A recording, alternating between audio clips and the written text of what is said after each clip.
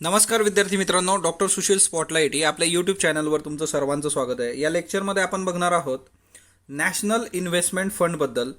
Already आपण NIIF म्हणजे national investment infrastructure fund बघितला आहे. आपण NIF नॅशनल इनोव्हेशन फाउंडेशन बघितलं आहे.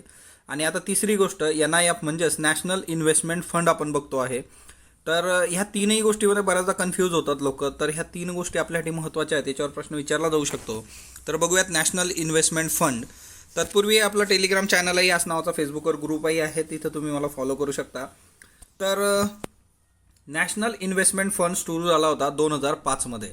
आता याची सुरुवात अशी होते की ज्या आपल्या सेंट्रल पब्लिक सेक्टर एंटरप्राइजेस आहेत, म्हणजे PSU ज्या आहेत, सरकारी कंपन्या, त्यांच्या डिसइन्व्हेस्टमेंटमधून जो काही पैसा आपल्याला येणार आहे तर तो आपण नेमका कुठं टाकायचा. तर फॉर एक्झाम्पल आता हे डिसइन्व्हेस्टमेंट प्रकरण काय असतं. डिसइन्व्हेस्टमेंट म्हणजे निर्गुंतवणूक, गुंतवणुकीच्या अपोजिट, इन्व्हेस्टमेंटच्या अपोजिट असतं डिसइन्व्हेस्टमेंट. म्हणजे गव्हर्नमेंट काय करतं, आता गव्हर्नमेंटची एखादी कंपनी आहे, एक्स कंपनी आहे, ह्या कंपनीमध्ये 100% जे शेअर्स असतात, 100% मालकी हक्क, तर ती कंपनी जर तोट्यात असेल, म्हणजे कितीतरी गव्हर्नमेंटच्या कंपन्या ह्या खूप तोट्यामध्ये आहेत आणि त्याच्यामुळे त्यांना चालवणं पण खूप महाग होऊन जातं. मग गव्हर्नमेंट काय करतं, त्याचे शेअर्स विकतं. म्हणजे फॉर एक्झाम्पल 40% शेअर्स विकून टाकले.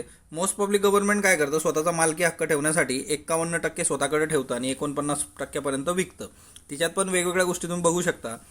मग आता हे शेअर्स विकल्यानंतर जो पैसा येतो तो पैसा कुठं ठेवायचा, तर तो पैसा ठेवण्यासाठी नॅशनल इन्व्हेस्टमेंट फंडची नियुक्ती करण्यात आली आणि हा एक तयार करण्यात आला फंड. तर ते एक लक्षात ठेवा. सो डिसइन्व्हेस्टमेंट म्हणजे काय, सरकारचा मालकी हक्क कमी होत जातो एखाद्या गोष्टीवरचा, तर ते शेअर्स विकतात स्वतःच्या कंपनीचे, त्याला डिसइन्व्हेस्टमेंट म्हणतात. आता हे शेअर वगैरे काय प्रकरण आहे, तर त्याच्यासाठी आपण कॅपिटल मार्केटचा व्हिडिओ केलेला आहे, तो तुम्ही बघू शकता. हा जो फंड आहे हा परमनंट नेचरचा फंड आहे आणि त्याला प्रोफेशनली मॅनेज पण करावं लागतं आणि त्याचे सस्टेनेबल रिटर्न येणं पण गरजेचं असतं आणि त्याच्यासाठी गव्हर्नमेंट खूप प्रॉपरली याच्यासाठी काम करत असते. आता खरं तर हा जो नॅशनल इन्व्हेस्टमेंट फंड आहे हा कन्सोलिडेटेड फंड ऑफ इंडियाच्या बाहेर आहे. कन्सोलिडेटेड फंड ऑफ इंडियाशी याचा संबंध नाही, हे इथं लक्षात ठेवा. MCQ मध्ये अशा गोष्टी विचारल्या जातात, तर हे एक महत्त्वाचं आहे. त्याच्यानंतर काही सिलेक्टेड पब्लिक सेक्टरच्या म्युच्युअल फंडलाच या फंडच्या मॅनेजमेंटमध्ये अलाउ केलं जातं. ते कुठले आहेत, तर त्याच्यामध्ये UTI asset management company private limited आहे, SBI आहे, LIC आहे. तर यांना ह्या सगळ्या नॅशनल इन्व्हेस्टमेंट फंड बरोबर मॅनेज करण्याची रिस्पॉन्सिबिलिटी आणि त्याच्याची म्युच्युअल फंड बरोबर डील करतात. ही लोक सिलेक्टेड आहे, सर्वांना नसतं allowed.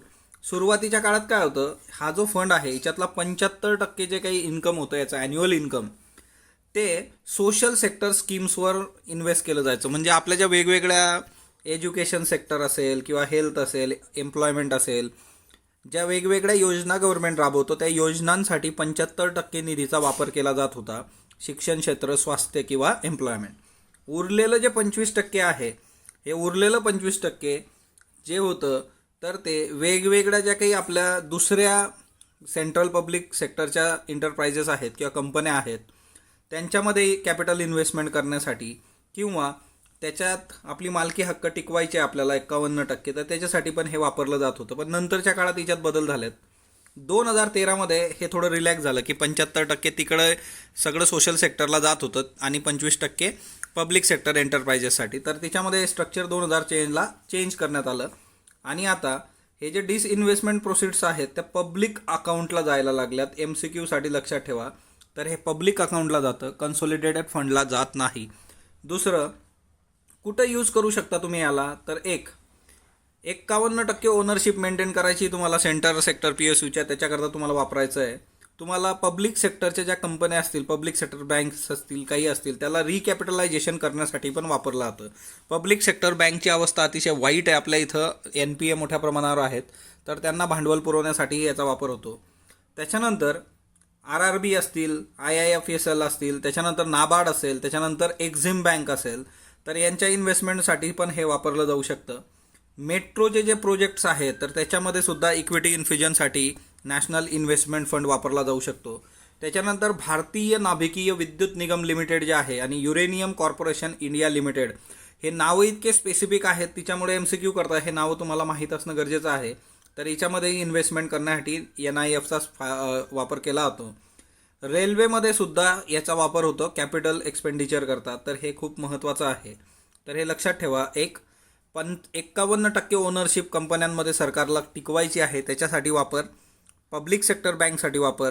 NABARD, RRB, Exim bank, IIFSCL याच्यासाठी. त्याच्यानंतर मेट्रोचे प्रोजेक्ट्स असतील, भारतीय नाभिकीय विद्युत निगम लिमिटेड, युरेनियम कॉर्पोरेशन आणि रेल्वे या सर्वांसाठी हे वापरलं जातं.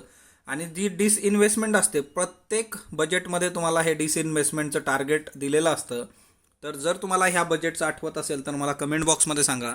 आणि याला जे असतं, याच्यामधून जो डिसइन्व्हेस्टमेंट निर्गुंतवणुकीतून पैसा येतो तो तिथं ऑदर रिसिप्ट्समध्ये टाकलेला असतो. आता ह्या बजेटचा आहे की बजेटमध्ये काय काय येतं, तर ऑदर रिसिप्ट हे जे टायटल आहे याच्या अंतर्गत डिसइन्व्हेस्टमेंटचा पैसा टाकलेला असतो. तर हे एक लक्षात ठेवा. बेसिक याचं एवढंच आहे. नॅशनल इन्व्हेस्टमेंट फंड जो आहे हा 2005मध्ये आला आणि सरकारी कंपन्यांचं जे काही निर्गुंतवणीकरण होतं आहे डिसइन्व्हेस्टमेंट, त्याच्यामधून जो पैसा येतो आहे तो याच्यामध्ये टाकला जातो. त्याच्यासाठीच याची स्थापना झाली होती. जो पैसा नंतर वेगवेगळ्या ठिकाणी वापरला जातो ते आपण बघितलेलं आहे. तर हे याच्यासाठी महत्त्वाचं होतं. स्पॉटलाईट बरोबर जोडलेलं राहा. स्पॉटलाईटला लाईक करा, शेअर करा, सबस्क्राईब करा. धन्यवाद विद्यार्थी मित्र.